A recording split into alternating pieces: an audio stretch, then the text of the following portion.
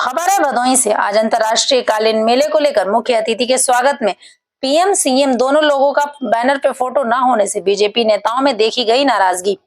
अंतर्राष्ट्रीय कालीन मेले को लेकर मुख्य अतिथि के स्वागत में प्रधानमंत्री और मुख्यमंत्री दोनों लोगों का बैनर पे फोटो न होने से मड़ियाहू विधायक डॉक्टर आर.के. पटेल ने कड़े लफ्जों में नाराजगी जाहिर करते हुए कहा कि मुझे कारपेट सिटी के जाने के बाद ऐसा मालूम प्रतीत हुआ कि वहां ना तो उत्तर प्रदेश के मुख्यमंत्री आदित्यनाथ जी की फोटो का बैनर पे था और ना ही देश के प्रधानमंत्री नरेंद्र मोदी जी का।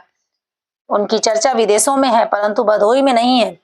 हमें लगता है कि यहाँ के जो भी व्यापारी वर्ग हैं वो समाजवादी पार्टी के मानसिकता से प्रेरित हैं, जबकि व्यापारियों का कोई पार्टी नहीं होता है। जिस तरह से हमारे मंत्री जी का स्वागत हुआ है वो तरीका गलत है।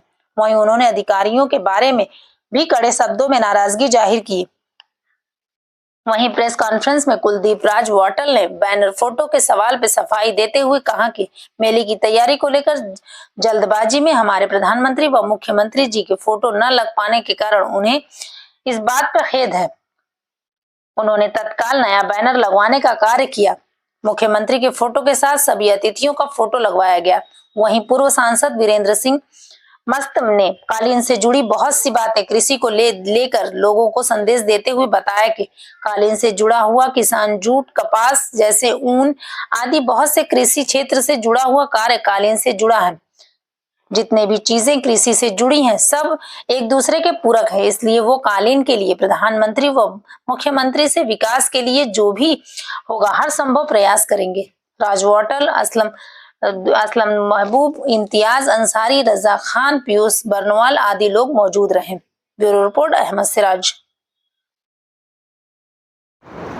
सर कल कारपेट सिटी का उद्घाटन था मेलों के लेके, तो सर वहाँ पर जो कार्यक्रम था वहाँ पर माननीय मुख्यमंत्री जी का, प्रधानमंत्री जी का फोटो नहीं दिखा गया। सर क्या कहना चाहते हैं, कहाँ से चूक हुई या इसमें कोई राजनीति?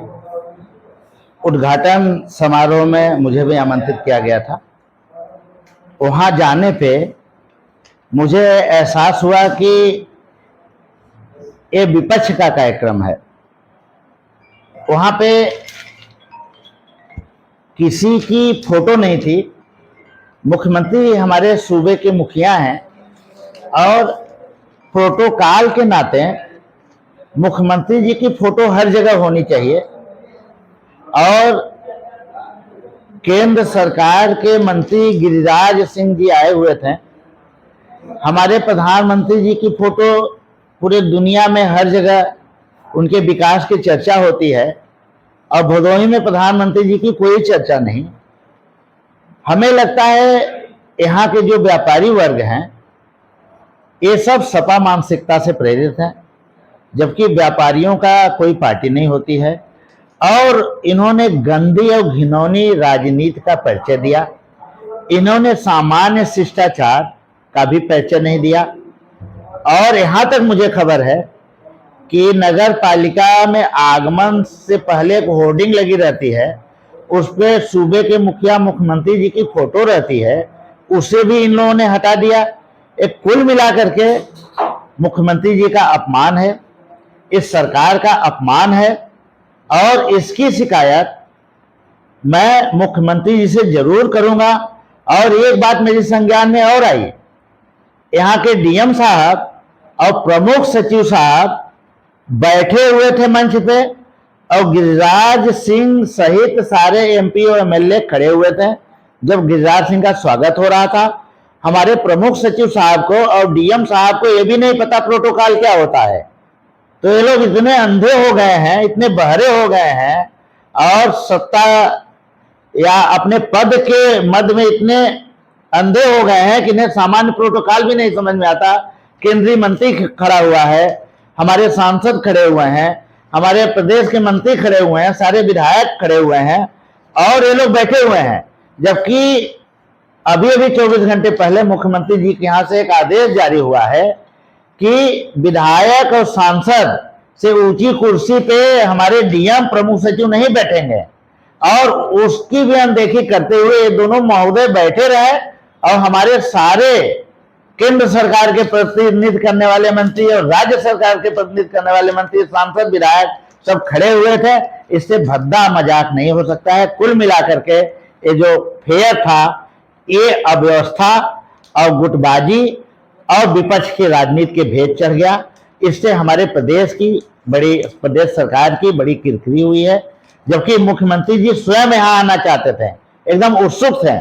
क्या इन लोगों की मंशा थी कि उन्होंने बुलाया नहीं? हमें लगता है सब लोग आज भी 2012 से 17 के कार्यकाल में जी रहे हैं। इससे ज्यादा मुझे नहीं कहना है। सर कि मुख्यमंत्री जी हमारे भदोही के लिए ये बनवा दें, अस्पताल बनवा दें, ये सारी चीजें, ये कैसे संभव है सर? अब क्या करना चाहते हैं, क्या लगता है आपको आगे क्या होगा? देखिए, कारपेट के कुछ चंद सफाई मानसिकता वाले लोगों की वजह से मुख्यमंत्री जी भदोही के विकास के बारे में गलत नहीं सोचेंगे। वो हमेशा चिंतित रहते हैं।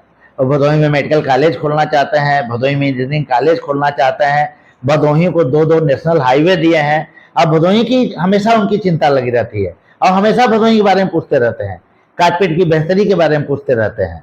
तो विकास कभी नहीं बाधित होगा। लेकिन जो इनकी विपक्ष की सोच है, कुछ व्यापारी वर्ग के जो लोग हैं, जो विपक्ष की मानसिकता के अखिलेश के राज में जी रहे हैं, वो गलत कर रहे हैं। उन्हें वर्तमान में आना चाहिए। भदोही के लिए सर आपकी तरफ से क्या प्रयास रहा है विकास को लेके? आप कितने इच्छुक रहते हैं कि?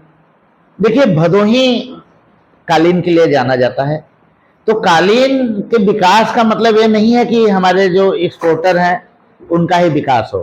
कालीन से जुड़े हुए जितने लोग हैं, बुनकर हैं, ठेकेदार हैं और तमाम ऐसे लोग हैं जो ट्रांसपोर्ट का काम करते हैं, जो खेती किसानी के साथ साथ पार्ट टाइम बुनकरी का काम करते हैं, उनके बच्चे हैं, और साथ साथ जो इस उद्योग से निकलने वाला कचरा है उसके निस्तारण में जो लोग लगे हुए हैं, सबका विकास हो, तभी भदोही का विकास होगा। हमारी जो नदियां हैं वो प्रदूषित ना हो, उनमें स्वच्छ पानी बहे, ऐसी व्यवस्था हो कि इनके उद्योगों से निकलने वाला जो अपशिष्ट है, जो कचरा है, वो शोषित होने के बाद ही नदी में गिरे, ताकि नदी का प्रदूषण न बढ़े। और जो हमारी पहचान है, हमारी पहचान तो कालीन है, कालीन का विकास होना चाहिए। कालीन का विकास होगा तो सभी का विकास होगा। और जहां तक भदोही का विकास है, तो भदोही की विकास मेरी प्राथमिकता है और मेरा प्रयास रहेगा कि भदोही जो है उत्तर प्रदेश का नंबर 1 जिला हो। इसके लिए मैं सतत प्रयास रहूंगा और